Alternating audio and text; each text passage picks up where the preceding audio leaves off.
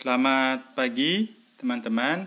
Hari ini saya akan menjawab beberapa pertanyaan yang sering muncul ya di para member atau teman-teman yang memakai Royal Q.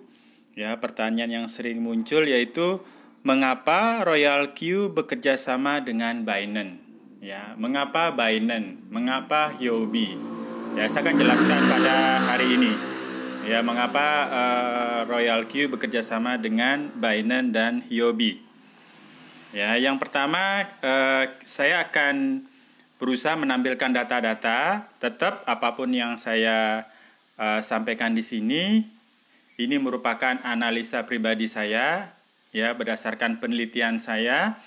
Dan tetap teman-teman saya sarankan untuk do your own research, ya tetap lakukan riset sendiri. Ya, saya akan buka sebuah website yang merupakan induk dari website kripto di dunia. Ya, yang pertama saya akan buka yaitu coinmarketcap.com. Ya, www.coinmarketcap.com. Yang ini ya, saya klik.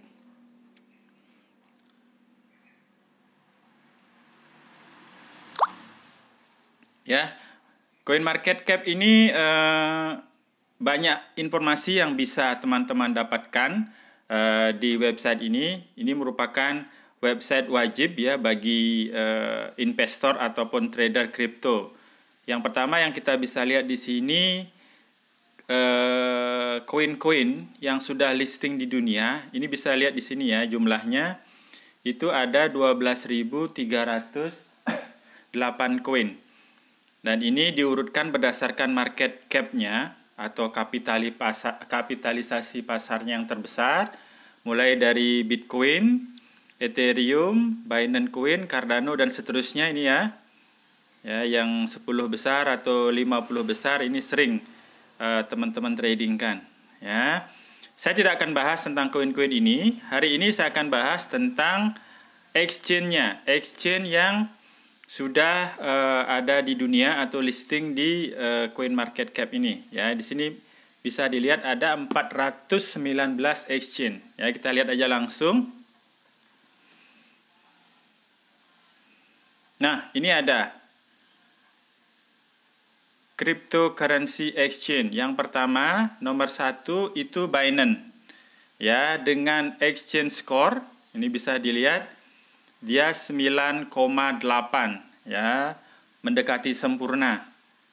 Bisa dilihat juga ini volume perdagangannya per 24 jam atau 1 hari itu 27 miliar something ya, dolar. Jadi kalau dikurskan ke rupiah itu kalau saya tidak salah ratusan triliun. Jadi sangat besar sekali. Yang kedua ada Coinbase ya, Coinbase Exchange ini skornya bisa dilihat 9 dan volume perdagangannya itu 4 miliar sekian ya, cukup besar juga. Nah, kita bisa lihat di bawahnya yang lain-lainnya ada KuCoin, FTX, Kraken, Gate.io ya, Huobi ya, Huobi turun ini. Biasanya Huobi ini kalau tidak nomor 2, nomor 3, sekarang dia turun ke nomor 7. Ya, volume perdagangannya kayaknya turun ini. Ya. Atau ininya yang turun ya. Kita bisa lihat skornya 8,1. Skor ini adalah kualitas pelayanan ya, mulai dari fee, mulai dari keamanan, semua itu dinilai ya. Dan Huobi ini turun. Nah, kita lihat yang lain-lainnya ya. Termasuk saya akan cek di sini untuk yang Indonesia punya. Yang terbesar di Indonesia, Indodax dan Toko Kripto. Ya, ini kita bisa lihat. Toko Kripto itu nomor 25. Ya, skornya hanya 6. Volume perdagangannya 68 juta dolar. Ya, ada WashirX, ada Indodax, ini nomor 29. Ya, skornya 5,9. Volume perdagangannya 73 juta US dollar. Ya. Ini untuk exchange yang sudah listing ya. Nah, alasannya kenapa memilih Binance adalah yang pertama, Binance itu exchange terbesar di dunia, ya.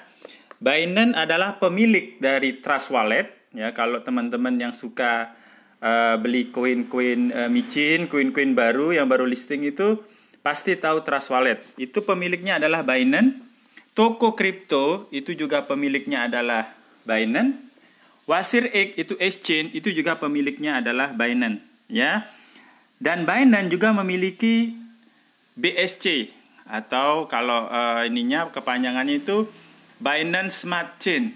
Itu adalah smart contract di mana di atas blockchain Binance ini itu berdiri beberapa project atau token-token, sebut saja ada ada PancakeSwap, ada BakerySwap, ada SafeMoon dan lain-lain ya, ada ratusan mungkin ribuan project atau token yang berdiri di atas blockchain dari Binance ini ya, di dalam Binance Smart Chain. Jadi sangat besar sekali community-nya. Ya. Selanjutnya Binance yang terpenting juga ini mengalokasikan 10% dari fee transaksinya itu disimpan di code wallet yang terpisah. Ini mereka sebut sebagai SAFU ya, semacam asuransi jika terjadi kehilangan koin atau ada koin yang nasabah simpan itu hilang, ini dipakai jaga-jaga atau insurannya ya. Ini penting sekali untuk keamanan kita sebagai pengguna Binance ya.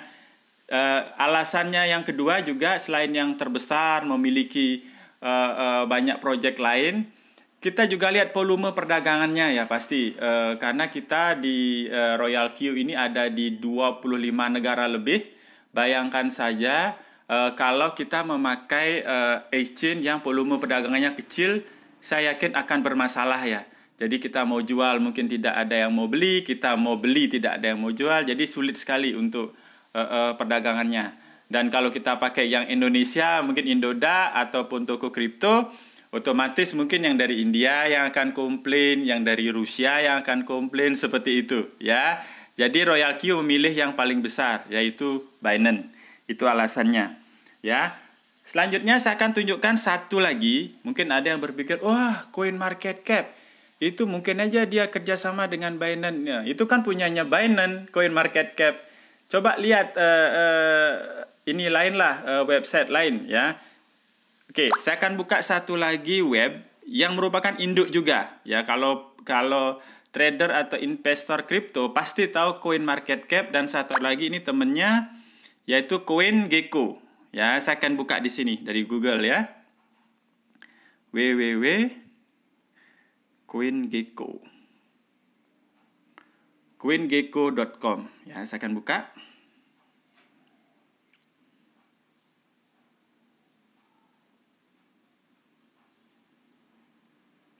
Oke, ini dia ya. Nah, di sini ada 9.500 sekian koin yang listing di CoinGecko ini. Dan ada exchange-nya ada 501 exchange yang listing di CoinGecko. Kita lihat exchange-nya langsung saja. Yang 501 ini. Oke. Ini kita bisa lihat nomor satunya Binance, nomor 2-nya Huobi, nomor 3-nya Coinbase dengan trust score atau skor nilai kepercayaannya 10, 10, 10, 10 ini ya. Ini the best of the best ya. Ini ada 13 yang skornya 10. Kita bisa lihat di sini juga untuk Indodax dapat berapa ya skornya, ataupun toko kripto. Ini Indodax 40 di ranking 41 dengan skornya 8 di sini ya. Toko kripto belum kelihatan di sini. Ya, mungkin jauh di bawah. Oke, enggak apa-apa. Ya, saya tunjukkan ini sebagai pembanding ya di coingecko.com. Tetap ya, Best of the best-nya adalah Binance. Ya, nomor 2 adalah Huobi. Ya, volume perdagangannya di sini bisa dilihat ya. Jadi itu alasannya. Kita pilih yang terbesar. Ya, kita pilih yang terbesar untuk memudahkan transaksi Royal Q, jual beli dan sebagainya. Kita jumlah member di setiap negara itu terus bertambah. Jadi membutuhkan pasar yang ramai gitulah kasarannya ya. Kalau ya, kita sebut exchange itu sama dengan pasar, kita butuh pasar yang ramai sehingga transaksi lebih mudah terjadi seperti itu. Nah, ada juga pertanyaan, kalau memang Binance bagus atau Huobi bagus, mengapa beberapa negara melarang penduduknya untuk transaksi di Binance? Nah, ini mungkin jadi pertanyaan teman-teman yang sudah trading menggunakan Royal Q, dananya kan terpisah ya di Binance. Jadi modal kita terpisah dari robotnya, modal kita ada di Binance atau di Huobi. Pertanyaannya ini sering membuat Anda ragu-ragu atau khawatir ya. Mengapa beberapa negara melarang penduduknya untuk transaksi di Binance? Ya, jawabannya ya, yang pertama kendala regulasi. Ya, regulasi ini banyak hal ya, mengenai izin, mengenai ada pajak ya dan lain-lain. Jadi kita tahulah yang namanya perputaran uang. Contoh kalau negara Singapura gitu ya, masyarakatnya trading atau investasi di Binance. Jadi uang yang keluar dari Singapura atau yang dibelanjakan di Binance, ditradingkan di Binance itu kan butuh untuk dikenakan pajak. Nah, regulasi itulah yang sering jadi bermasalah antara Binance dengan negara tersebut. Ya, kalau boleh saya sampaikan, itu ada dua ya yang kita perlu selidiki. Kendala itu ada dua atau masalah itu ada dua. Masalah internal itu perusahaannya itu sendiri sehat atau tidak, aman atau tidak, itu perusahaan itu sendiri, itu internal. Yang kedua eksternal. Nah, kalau menurut saya yang terjadi selama ini dengan negara-negara seperti Singapura ataupun Malaysia atau negara-negara lain yang melarang penduduknya menggunakan Binance, itu adalah kendala eksternal. Ya, bukan kendala internal, ya, eksternal, ya, antara Binance dengan negara tersebut. Ya, atau antara Binance dengan penggunanya, seperti itu. Dan ini berkaitan juga dengan kripto ya. Cryptocurrency kita identik dengan decentralized. Decentralized itu tidak mengenal batas wilayah. Ya, teman-teman nanti kalau mendalami kripto, kita adalah decentralized, tidak mengenal batas wilayah, tidak mengenal negara, seperti itu ya. Sedangkan kalau negara ataupun bank sentral, kalau di Indonesia itu BI, seperti itu identik dengan centralized, terpusat. Semua harus diatur oleh negara tersebut. Nah, ini yang menjadi, kalau boleh saya sampaikan, perang lah. Perang antara decentralized dengan centralized. Ya, dan saya yakin people atau people money atau kripto ini akan menang. Ya, decentralized akan menjadi masa depan dunia. Ya, itu menurut analisa saya. Nah, yang terakhir saya akan jawab, apa hal terburuk yang terjadi apabila Binance itu di-ban atau tidak diperbolehkan beroperasi di Indonesia. Ya, kita bilang Indonesia aja lah dulu. Atau tidak diperbolehkan, masyarakat Indonesia tidak diperbolehkan berdagang atau trading atau investasi di Binance. Apa hal terburuk yang terjadi? Hal yang terburuk, ini kita biasa ya, hope for the best dan prefer for the worst ya. Kita harus persiapkan hal terburuk apa. Hal terburuk adalah, pertama, Binance akan melarang atau memban masyarakat Indonesia untuk membuat akun. Pasti akan tidak boleh. Ya, masyarakat Indonesia tidak akan boleh membuat akun di Binance. Itu pertama. Yang kedua, tidak boleh deposit. Tidak boleh menaruh uang di Binance, akan seperti itu. Terus yang ketiga, yang pasti ini, untuk yang sudah menjadi sudah trading di Binance atau investasi di Binance, dananya masih ada di sana, yang pasti akan diberi kesempatan. Ini saya baca kemarin, kalau tidak salah di Singapura itu dikasih waktu 30 hari untuk menarik dananya di Binance. ya, menarik dananya di Binance. Nah, ini hal terburuk ya, yang terburuk yang bisa terjadi. Nah, kalau teman-teman mengalami hal ini, lalu kalau kita mengalami hal ini, kan kita tinggal pindahkan saja dana kita mungkin dari Binance ke Huobi, atau dipindahkan nanti dari Binance ke Coinbase contoh. Kalau misalnya nanti bekerja sama dengan Coinbase, Royal Q, seperti itu saja, ya, tidak usah terlalu khawatir. Jadi jangan samakan Binance ini dengan perusahaan abal-abal, ya, yang tidak jelas, yang websitenya bisa mendadak hilang, termasuk uang kita mendadak hilang, tidak, ya, tidak seperti itu. Binance ini perusahaan yang profesional, jadi kalau memang terjadi kendala dengan sebuah negara, dia akan mengurusnya, mengurus regulasinya sampai beres. Kalau belum beres, dia akan melarang masyarakat negara tersebut untuk transaksi di sana. Seperti itu, ya. Jadi itu yang bisa saya jelaskan untuk kenapa Binance, kenapa Huobi, ya, mengapa Royal Q bekerja sama dengan 2 exchange terbesar di dunia tersebut, itu alasannya. Semoga video ini bermanfaat, ya. Pesan saya tetap, Anda sebagai trader kripto ataupun investor kripto harus cerdas, ya, tetap do your own research. Semoga video ini bermanfaat. Salam sadis, salam cuan.